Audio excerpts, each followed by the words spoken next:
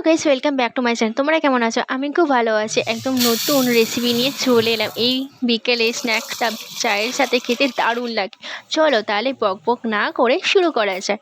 প্রথমে মুগ ডালটা ভেজাতে দিতে হবে। আমি 10-15 মিনিটে ভেজাতে দিয়েছিলাম। ভেজা হয়ে যেতে হাত দিয়ে একটু চেক করে নিলাম। মিক্সার গ্রাইন্ডারের অল্প ডালটা দিলাম আর কাঁচা লঙ্কা দিয়ে পেস্ট করে নিলাম। একটা বাটিতে ঢেলে নিলাম। তার মধ্যে পেঁয়াজ কুচি, লঙ্কা কুচি, বিট নুন, খাবারের নুন আর হলুদ গুঁড়ো দিয়ে জল না দিয়ে মিক্স করে নিতে হবে। কড়াই সাদা তেল গরম করে নিয়ে ছোট ছোট পকোড়া হিসেবে দিলাম। 2 পিঠ লাল লাল করে ভেজে নিয়ে মচমচ হয়ে গেলে ভেজে নিয়ে তুলে নেবো। আমি এখানে কাসুন্দি আর সোয়া সস দিয়ে খেলাম। দারুণ দারুণ লাগে খেতে।